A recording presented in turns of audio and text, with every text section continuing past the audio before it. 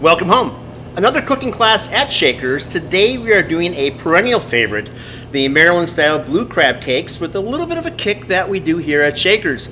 I'm going to employ, as opposed to the normal binder of doing like a panko or something, I'm going to use an oat instead. So I'm using some fresh oats, and I'm also going to be using a little bit of a traditional Thai chili garlic sauce to go along with my binder, as opposed to perhaps a Tabasco or something of that nature, just to give it a little more oomph, that little Shaker's touch. So here we are on cooking again on our induction, as we are wont to do.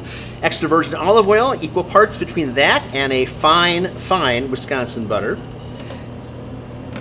So got a little speed, almost instantaneous. We're going to back that down, just keep it moving along for us.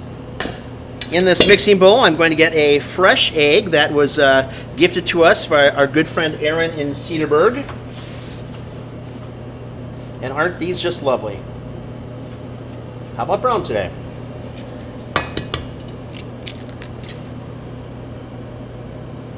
One lovely egg is all we're going to need for this. A whisk would help.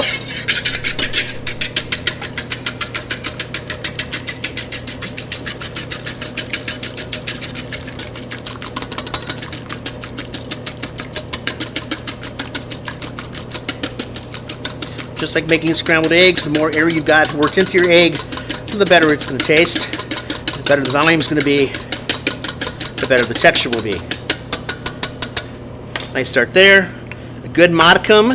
Got about 2 ounces of mayonnaise here. A real mayonnaise. You can use Miracle Whip if you want to, but it's just not quite the same product.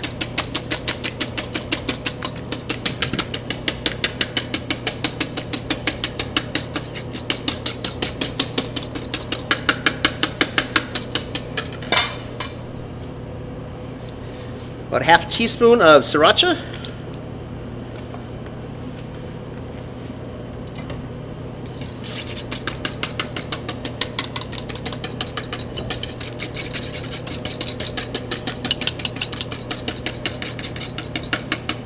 I want to get my herbs and spices in here at this point, so I've got a collection of different things.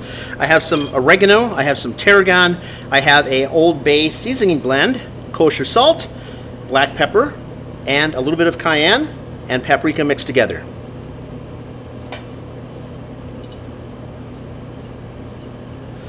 Just a few pinches of each. I like a touch more oregano in mine and a touch more of the Old Bay in mine.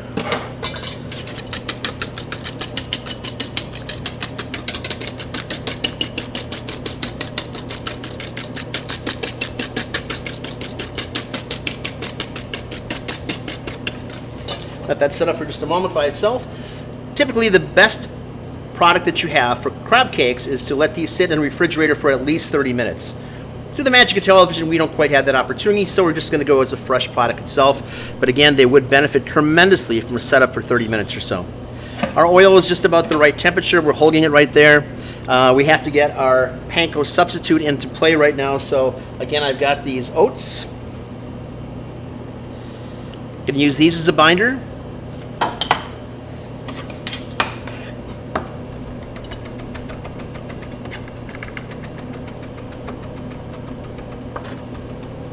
I like my crab cakes to be almost exclusively crab, and of course the other veggie type components that will be here in the way of chilies and onion and fresh herbs and a few spices. I don't like crab cakes that are incredibly bready or doughy, so we're just going to have a small amount of this in here, again as a binder, just to play along with the egg, just like that.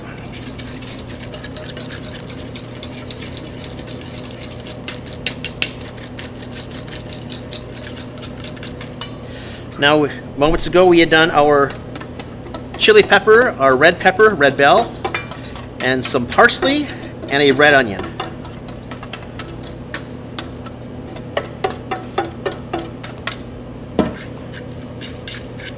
Mix this in with our batter mix of the egg and the panko substitute, which is the oats.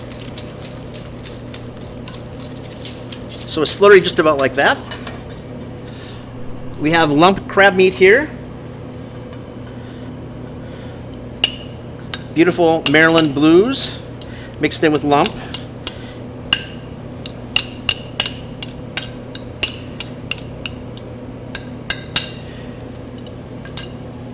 You will find if you try to use your whisk on this, it's really not going to work so well. We'll move this around a little bit, but what's going to happen is that we have to use our hands. We want to use our hands. That's why God gave us hands for situations just like this. You will find that depending upon the type of crab that you use and the amount of moisture inside of it, you may have to adjust this. You might have to add a bit more mayonnaise to it. You might have to do a few other things to it. You might have to use a bit more binder to it as well. I think we'll be okay. Let's find out. We're going to increase our temperature now in our induction unit. We're now looking for a smoke point. These will be cooking for about 15 minutes or so. The other option is to take these and put this in your oven for maybe half an hour, depending upon the size and the weight of the cake that you've got.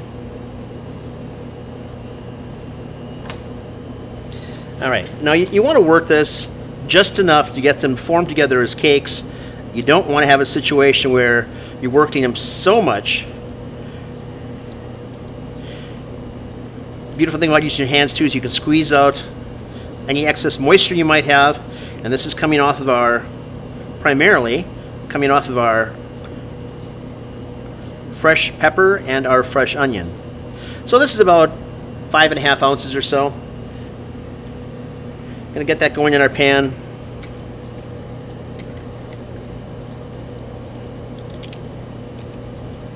Crab cakes like breast are best in pairs. Squeezing out any moisture. Again, if you were to do this and have your batter set up for half an hour ahead of time, you're not going to have as much moisture because it will be absorbed into and just, nestled where it should be.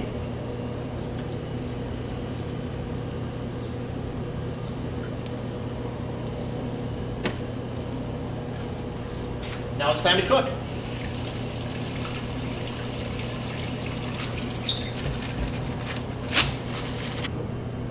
Our moment of truth, we got about 15 minutes or so of cooking time into this. We're cooking a little hot, we're about 500 degrees. Make sure you look pretty. One very hot pan. We back up over here.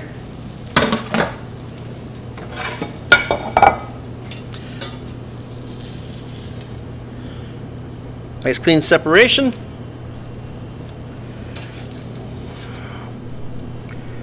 Cake 1, cake 2. Just to enhance this a little bit, I'm going to get some blue crab claws. These are steamed. Take a little bit of remoulade. Remoulade, very simply, is our take on a New Orleans standard sauce, and it is mayonnaise, it is a French mustard, it is a little bit of paprika, a touch of cayenne, and one or two other things in there. But it has just an incredible flavor profile. Has a real nice little creaminess that goes along with it as well.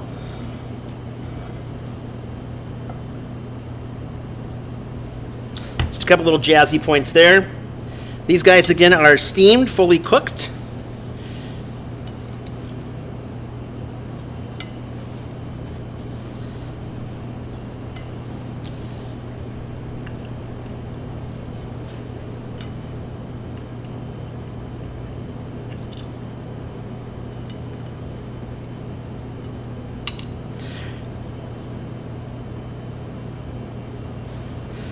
Today's version of a Maryland crab cake at Shaker's. Hope you enjoy it. Cheers.